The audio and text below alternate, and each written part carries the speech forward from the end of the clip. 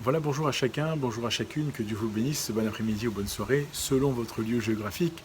Que Dieu vous bénisse et bienvenue dans Un message pour toi.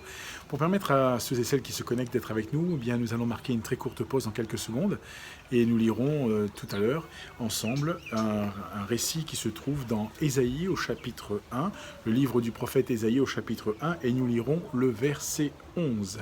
Ésaïe chapitre 1, verset 11. Je vous dis à tout de suite.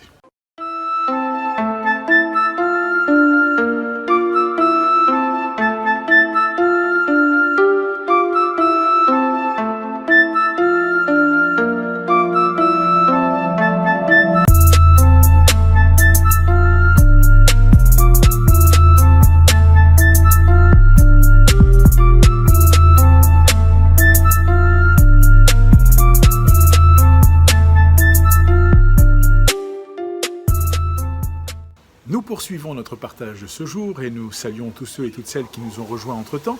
Que Dieu vous bénisse, bienvenue dans Un message pour toi. Nous croyons que dans ces temps où nous nous focalisons sur la parole, où nous regardons à la parole, Dieu veut encore faire du bien à nos cœurs, à nos vies, à nos âmes. Et nous voudrions être très simples et surtout laisser la parole de Dieu parler à notre cœur. Alors nous lisons dans le livre du prophète Ésaïe au chapitre 1 et le verset 11. Ésaïe chapitre 1 verset 11, la Bible dit ceci. Qu'ai-je à faire de la multitude de vos sacrifices, dit l'Éternel? Je suis rassasié des holocaustes, de béliers et de la graisse des veaux. Je ne prends point plaisir au sang des taureaux, des brebis et des boucs. Alors qu'est-ce que nous pouvons comprendre par là lorsque la parole de Dieu dit « qu'ai-je à faire » Dieu, dans l'Ancien Testament, nous voyons que les sacrifices étaient nécessaires parce que ceux-ci venaient couvrir les péchés des hommes. Il n'y avait pas le pardon, mais couvrir les péchés des hommes. Quand Christ vient sur la terre des hommes, lui, il vient pour accomplir la volonté de Dieu. Et la volonté de Dieu, est que nous soyons pardonnés de nos péchés.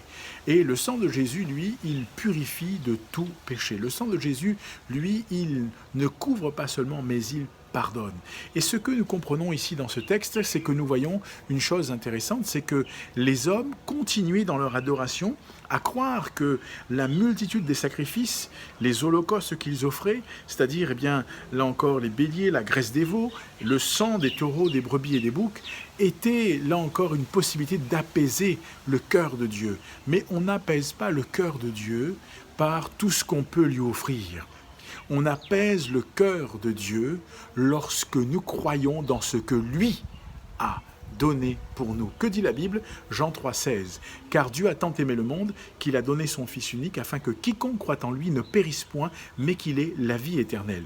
Comment pouvons-nous apaiser le cœur de Dieu? Comment pouvons-nous, là encore, faire que, si je m'exprime comme ça, le courroux de Dieu ne tombe pas sur nous à cause de nos péchés? Parce que nous mettons notre foi en Dieu, parce que nous décidons de croire en Dieu, parce que nous décidons de lui faire confiance, parce que nous décidons de lui donner la possibilité d'agir dans notre vie. C'est cela qui est le plus important, c'est cela qui compte, c'est cela que nous devons chercher dans notre cœur et dans notre vie à mettre en œuvre et en place. Et la parole de Dieu dit, et dans ce passage, je lis très simplement, ce qu'Ésaïe le prophète dit, qu'ai-je à faire de la multitude de vos sacrifices? Ceci était une multitude, ils en offraient autant qu'ils pensaient que c'était nécessaire pour pouvoir.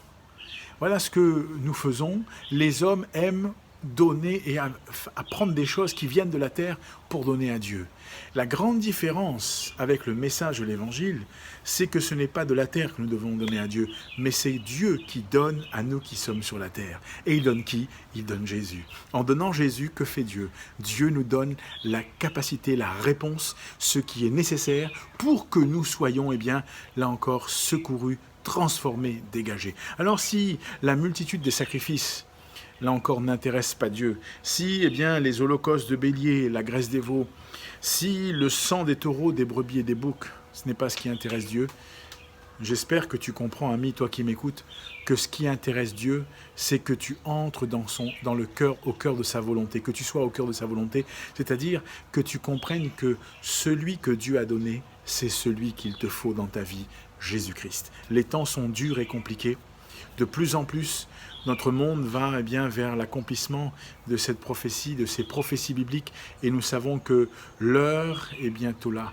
Jésus vient bientôt. Jésus vient chercher ceux et celles qui auront cru en lui, ceux et celles qui auront placé leur foi en lui. Ce n'est pas, là encore, ce que tu peux faire qui va changer. C'est celui que tu auras reçu dans ton cœur, celui que tu auras accepté dans ta vie, qui changera ton éternité et qui bouleversera ta vie. Alors, que faire? Eh bien, il faut que tu ouvres ton cœur et que tu le reçoives comme ton Seigneur et ton Sauveur. Jésus, c'est plus que là encore les holocaustes, c'est plus que la graisse des béliers, c'est plus que là encore le sang des taureaux, des boucs et des brebis. Il est le Fils de Dieu. Alors confie-toi en lui et ouvre ton cœur. Je t'encourage à aller plus loin. En partenariat avec nos amis de la CMM, on a mis en place un parcours découverte pour te permettre d'apprendre à connaître Jésus, d'apprendre à connaître Dieu, et avec la parole bien sûr. Et tout cela est gratuit, gracieux, tu n'as rien à payer. Mais tu dois seulement, eh bien, là encore, dire je vais me contraindre moi-même à étudier, à chercher, à lire et à apprendre encore et encore. Alors il y a un QR code qui s'affiche, il y a une adresse qui s'affiche, tu peux flasher ou tu peux recopier et tu seras ramené sur une page qui s'appelle « Un guide pour la vie ». Tout cela est gracieux, je te l'ai dit, tu n'as rien à payer. Et je t'encourage aussi à partager autour de toi la vidéo. Que Dieu te bénisse, que Dieu t'encourage. Je te dis à bientôt pour un message pour toi. Souviens-toi et relis dans, là encore, le livre, Ésaïe chapitre 1, verset 11. Ésaïe chapitre 1, verset 11. Je te dis à bientôt pour un message pour toi.